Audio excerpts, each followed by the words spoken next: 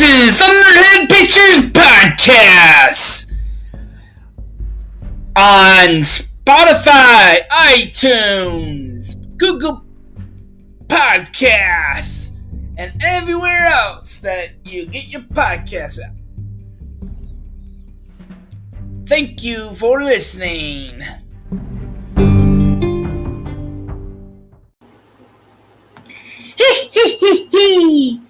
The Wicked Witch is here! Hello, everybody. This is Joedog having fun on with you today. I'm the host of Thunderhead Pictures. This Thunderhead Pictures podcast. This is story time again. Yeah, sorry about last week. I wanted to take a day off from doing this, so. Okay, let's see here. Let's get this show on the road, shall we? Chapter 12. Oh, The Wonderful Wizard of Oz. On a Bridge by L. Frank Baum. Chapter 12. The Wicked Witch.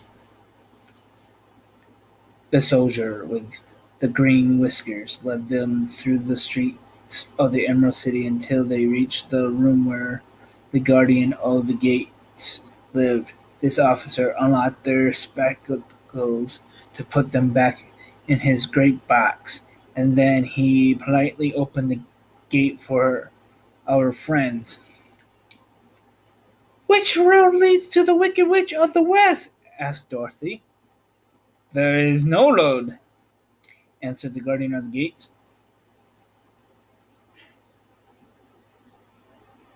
No one ever wishes to go that way. No one ever wishes to go that way. "How then are we to find her?" she inquired. "That will be easy," replied the man. "For when she knows you are in the country of the Wickies, she will find you and make you all her slaves." "Perhaps not," said the Scarecrow, "for we mean to destroy her." "Oh, that is different," said the guardian of the gates. "No one has ever destroyed her before, so I naturally thought she would make slaves of you, as she has of the rest. But take care, for she is wicked and fierce, and may not allow you to destroy her. Keep to the west, where the sun sets, and you cannot fail to find her at last." They thanked him and bade him goodbye and turned toward the west, walking over fields of soft grass dotted here and there with daisies and buttercups. Dorothy still wore the pretty silk dress she had put on in the palace, but now, to her surprise, she found it was no longer green but pure white. The ribbon around Toadle's neck had also lost its green color and was as white as Dorothy's dress. The Emerald City was soon left far behind as they advanced. The ground became rougher and hillier, for there were no farms or houses in this country of the West, and the ground was untilled. In the afternoon, the sun shone hot in their faces, for there were no trees to offer them shade. Before night, Dorothy and Toto and the lion were tired, and lay down upon the grass and fell asleep with the woodman and the Scarecrow keeping watch. Now the Wicked Witch of the West had but one eye, yet that was as powerful as a telescope, and could see everywhere. So as she sat in the door of her castle, she happened to look around and saw Dorothy lying asleep with her friends all about her. They were a long distance off, but the Wicked Witch was angry to find them in her country, so she blew up a silver whistle that hung around her neck. At once there came running to her from all directions a pack of great wolves. They had long legs and fierce eyes and sharp teeth. "Go to them!" people, said the witch, and tear them to pieces. Are you not going to make them your slaves? Asked the leader of the wolves. No, she answered. One is of tin and one of straw. One is a girl and another a lion. None of them is fit to work, so you may tear them into small pieces. Very well, said the wolf, and he dashed away at full speed, followed by the others. It was lucky the scarecrow and the woodman were wide awake and heard the wolves coming. This is my fight, said the woodman. So get behind me, and I will meet them as they come. He seized his He seized his axe, which he had made very sharp, and as the leader of the wolves came, the Tin Woodman swung his arms and chopped the wolf's head from its body, so that it immediately died. As soon as he could raise his axe, another wolf came up, and he also fell under the sharp edge of the Tin Woodman's weapon. There were 40 wolves, and 40 times a wolf was killed, so that at last they all lay dead in a heap before the woodman. Then he put down his axe and sat beside the scarecrow, who said, "It was good fight, friend." They waited until Dorothy awoke. The next morning, the little girl was quite frightened when she saw the great pile of shaggy wolves, but the Tin Woodman told her all. She thanked him for saving them and sat down to breakfast, after which they started again upon their journey. Now, this same morning, the wicked witch came to the door of her castle and looked out with her one eye that could see far off. She saw all her wolves lying dead, and the strangers still traveling through her country. This made her angrier than before, and she blew her silver whistle twice. Straightway, a great flock of wild crows came flying toward her, enough to darken the sky. And the wicked witch said to the king crow, "Fly! Fly at once to the strangers! Peck out their eyes and tear them to pieces." The wild crows flew in one great flock towards Dorothy and her companions. When the little girl saw them coming, she was afraid, but the scarecrow said, "This is my battle, so lie down beside me, and you will not be harmed." So they all lay upon the ground except the scarecrow, and he stood up and stretched out his arms. And when the crows saw him, they were frightened, as these birds always are by scarecrows, and did not dare to come any nearer. But the king crow said, It is only a stuffed man. I will pick his eyes out." The king crow flew at the scarecrow, who caught it by the head and twisted its neck until it died. And then another crow flew at him, and the scarecrow twisted its neck also. There were 40 crows, and 40 times the scarecrow twisted a neck, until at last all were lying dead beside him. Then he called to his companions to rise, and again they went upon their journey. When the wicked witch looked out again and saw all her crows lying in a heap, she got into a terrible rage and blew 3 times upon her silver whistle. Forthwith there was a herd of great buzzing in the air, and a swarm of black bees came flying towards her. "Go to the strangers and sting them to death," commanded the witch, and the bees turned and flew rapidly until they came to where Dorothy and her friends were walking. But the woodman had seen them coming, and the scarecrow had decided what to do. "Take out my straw and scatter it over the little girl and the dog and the lion," he said to the woodman, "and the bees cannot sting them." The woodman did, and as Dorothy lay close beside the lion and held Toto in her arms, the straw covered them entirely. The bees came and found no one but the woodman to sting, so they flew at him and broke off all their stingers against the tent without hurting the woodman at all. And as bees cannot live when their stingers are broken, that was the end of the black bees, and they lay scattered thickly about the woodman like little heaps of fine coal. Then Dorothy and the lion got up, and the girl helped the Tin Woodman put the straw back into the scarecrow until he was as good as ever. So they started upon their journey once more. The Wicked Witch was so angry when she saw her black bees in little heaps like fine coal that she stumped her foot and tore her hair and gnashed her teeth. And then she called a dozen of her slaves, who were the Weekies, and gave them sharp spears, telling them to go to the strangers and destroy them. The Weekies were not a brave people, but they had to do as they were told, so they marched away until they came near to Dorothy. Then the lion gave a great roar and sprung toward them, and the poor Weekies were so frightened that they ran back as fast as they could.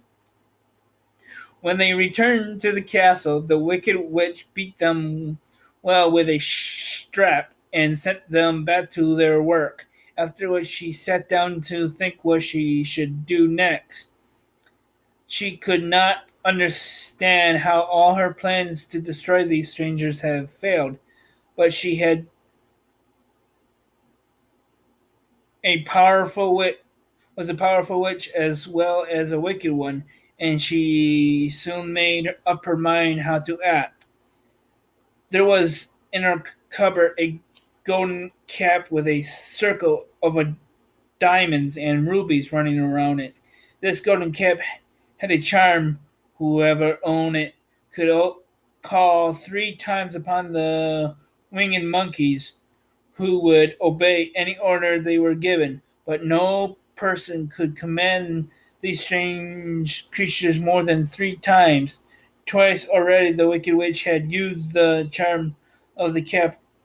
Once was when she had made the Wickies her slave and set herself to rule over their country. The winged monkeys had helped her do this. The second time was when she had fought against the great Oz himself and had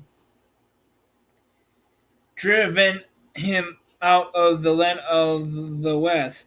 The winged monkeys had also helped her in doing this. Only once more could she use this golden cap, for which reason she did not like to do so until all her other powers were exhausted.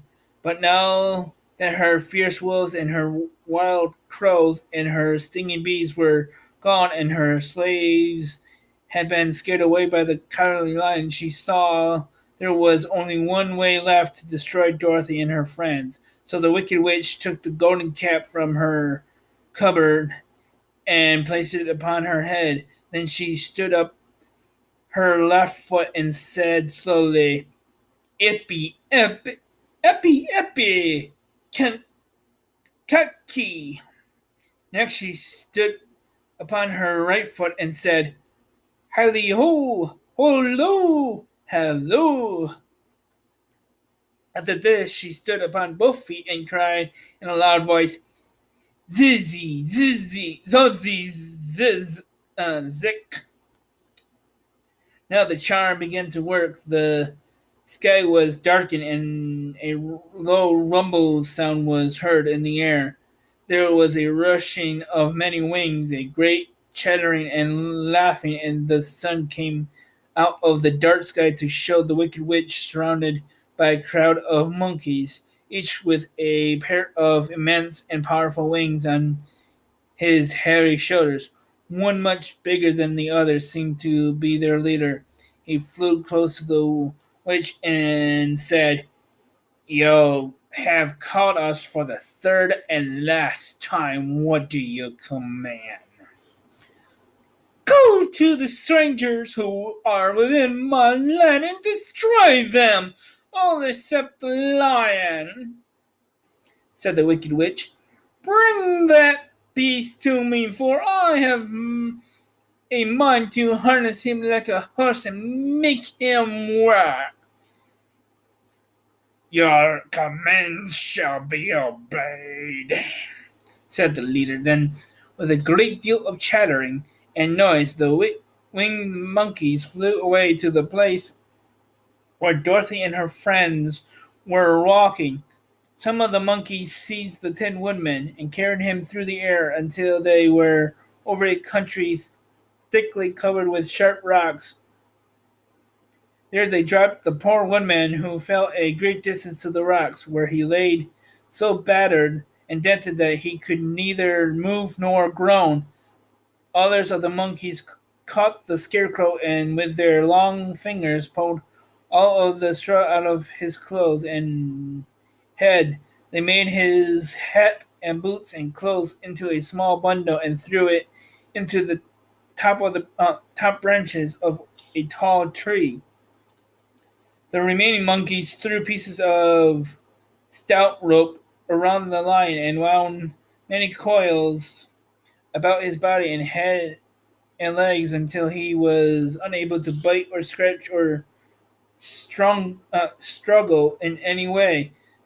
Then they lifted him up and flew away with him to the witch's castle, where he was placed in a small yard with a high iron gate around it so that he could not hope to escape. But Dorothy they did not harm at all. She stood with Toto in her arms, watching the sad fate of her comrades and thinking it would soon be her turn.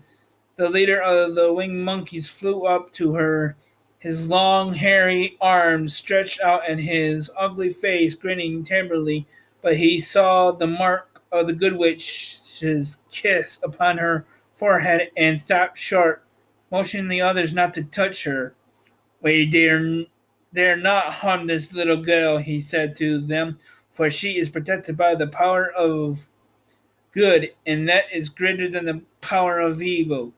All we can do is carry her to the castle of the wicked witch and leave her there."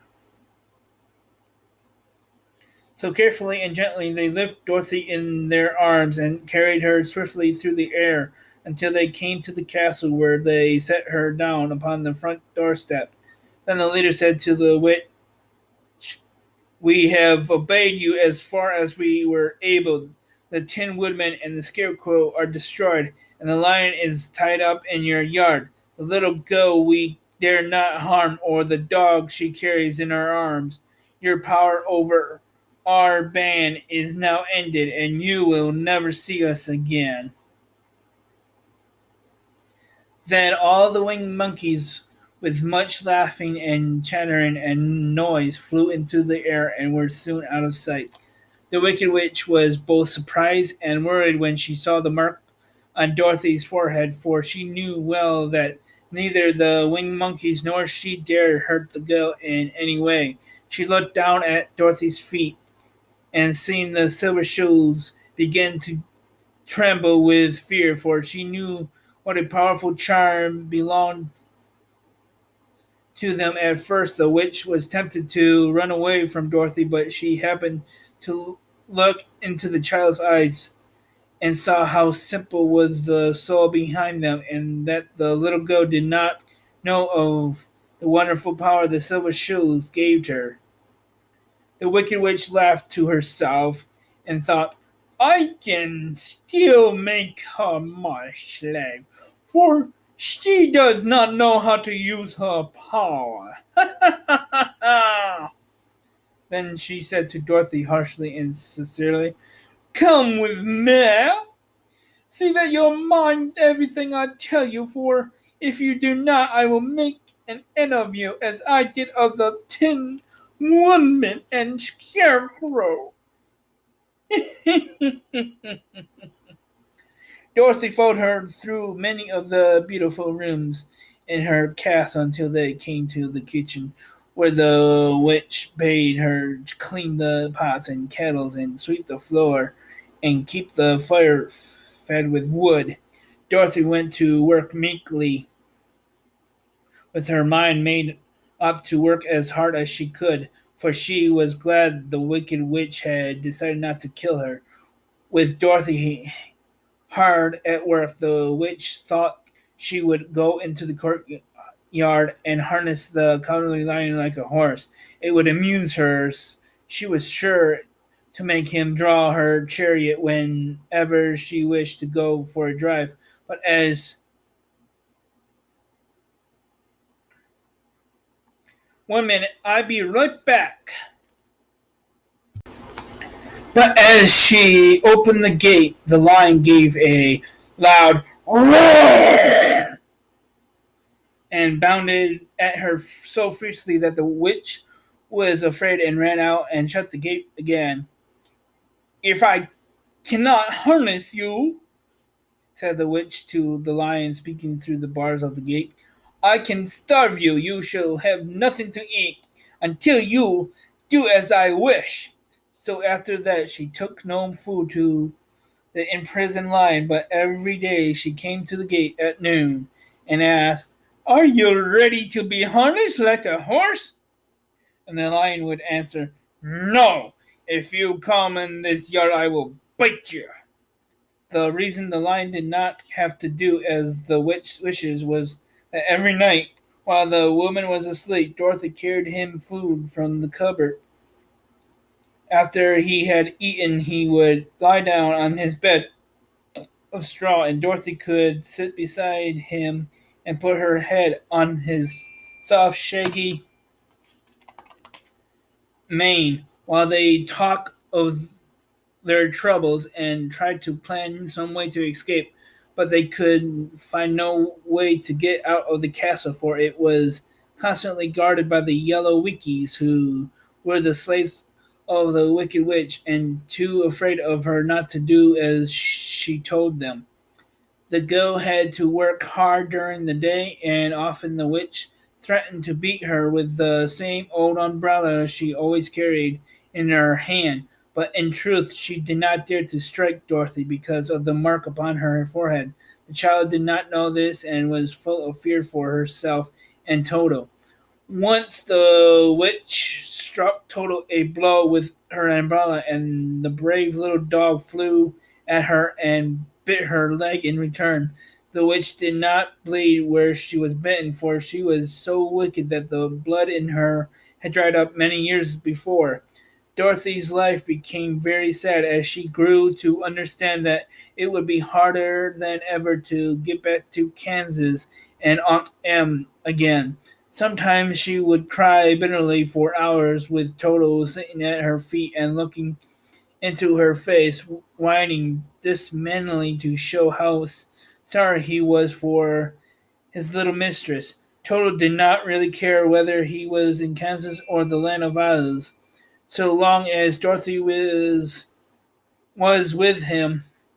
But he knew the little girl was unhappy, and that made him unhappy too. Now the wicked witch had a great longing to have for her own the silver shoes which the girl always wore. Her beads and her clothes and her wools were lying in heaps and drying up, and she had used up all the power of the golden cap. But if she could only get hold of the silver shoes, they would give her more power than all the other things she had lost. She watched Dorothy carefully to see if she ever took off her shoes, thinking she might steal them. But the child was so proud of her pretty shoes that she never took them off except at night and when she took her bath.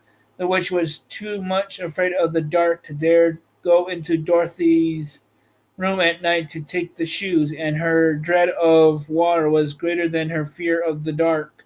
So she never came near when Dorothy was bathing. Indeed, the old witch never touched water or let water touch her in any way. But the wicked creature was very cunning, and she finally thought of a trick that would give her what she wanted. She placed a bar of iron in the middle of the kitchen floor, and then, by her magic arts, made the iron invisible to human eyes, so when Dorothy walked across the floor, she stumbled over the bar, not being able to see it, and fell at full length. She was not much hurt, but in her fall, one of the silver shoes came off, and before she could reach it, the witch had snatched it away and put it on her own skinny foot. The wicked woman was greatly pleased with the success of her trick, for as long as she had one of the shoes, she owned half of the power of their charm, and Dorothy could not use it against her, had she even know how to do so. The little girl, seeing she had lost one of her pretty shoes, grew angry and said to the witch, "Give me back my shoe!" "I will not," retorted the witch, "for it's now my shoe and not yours." "You are a wicked creature," cried Dorothy. "You have no right to take my shoe from me." "I shall keep it just the same," said the witch, laughing at her. "And some day I shall get the other one from you too." This made Dorothy so very angry that she picked up the bucket of water that stood near the and dashed it over the witch, wetting her from head to toe. Instantly, the wicked woman gave a loud cry of fear, and then, as Dorothy looked at her in wonder, the witch began to shrink and fall away. "See what you've done!" she screamed. "In a minute I shall melt away." "I am very sorry indeed," said Dorothy, who truly frightened to see the witch actually melting away like brown sugar before her very eyes. "Didn't you know water would be the end of me?" asked the witch in a wailing, despairing voice. Of course not," answered Dorothy. "How should I?" "Well, in a few minutes I shall be all melted and you will have the castle to yourself. I have been wicked in my day, but I never thought a little girl like you will ever be able to melt me and end my wicked deeds. Look out! Here I go!" With these words, the witch fell down in a brown, melted, shapeless mess and began to spread over the clean boards of the kitchen floor. Seeing that she had really melted away to nothing, Dorothy drew another bucket of water and threw it over the mess. She then swept it all out the door after picking out the silver shoe, which was all that was left of the old woman. She cleaned and dried it with a cloth and put it on her foot again. Then, being at last free to do as she chose, she ran out to the courtyard to tell the lion that the wicked witch of the west had come to an end, and that they were no longer prisoners in a strange land. That is the end of the Wonderful Wizard of Oz. Just because. What are you doing today? Sorry about that little pause on the video of the audio cutting away because I ran out of minutes of the recording time. But you can catch us on all the podcast sites again. This is Joedog from Thunderhead Pictures. You've been caught in the storm. This was the story of the Wonderful Wizard of Oz, unabridged by Baum. And this book is in the public domain. Sorry about going, but this is the end of Thunderhead Pictures podcast. You've been caught in the storm. Come back next week to enjoy the next episode. You can support this episode right in the support link in the description of this episode or the description of the show itself.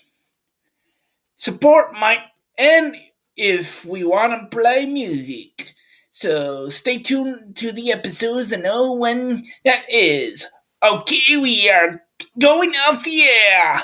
You've been caught in the storm again. Oh!